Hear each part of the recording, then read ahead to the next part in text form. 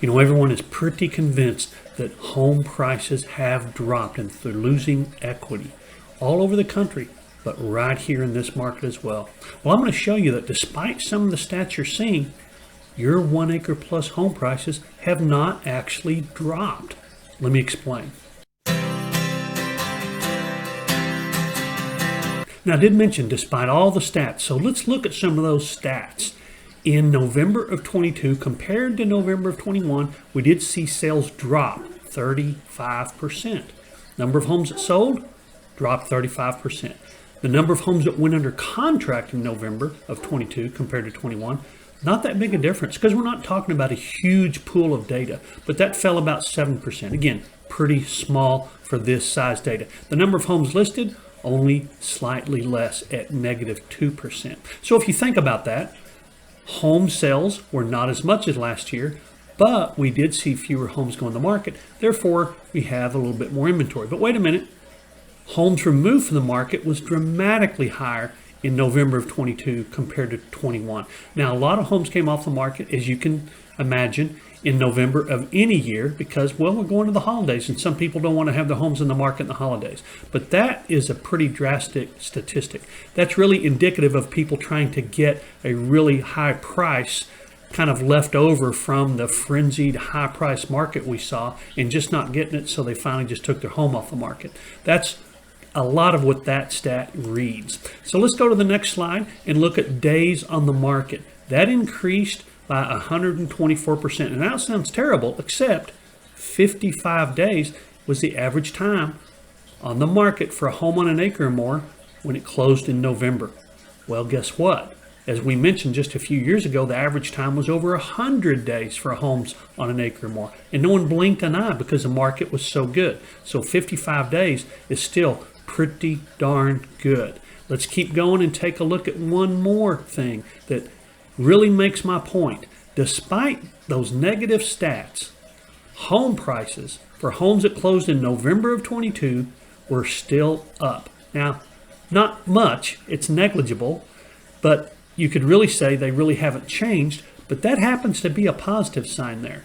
They're up very, very slightly.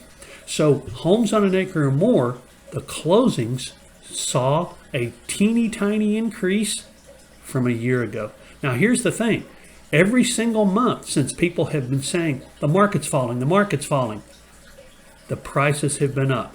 In October, prices for homes on an acre or more were up compared to a year ago. Same thing with September, same thing with August. November actually is the first month where that has gotten very, very close to zero.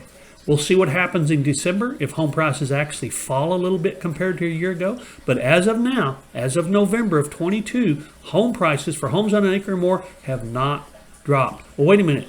We're seeing all kinds of prices drop. People are dropping their prices. Well, yeah, they are. But the ultimate sale price is not lower. What's happening is this. People are reducing their prices. As a matter of fact, they're reducing them a whole lot more in 22 than they did in 21. So look at November of 21. The home prices for homes listed for sale dropped on an average 2.12% before they went under contract. Okay? So this means someone puts their home in the market, then they lower the price, then it goes under contract. Well, in 22 November, homes that closed had lowered nearly 10%. So I want you to think about that for a second.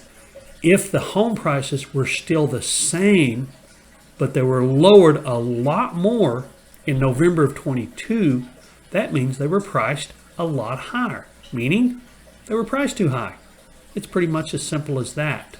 Now let's take a look at this, the list to sell ratio.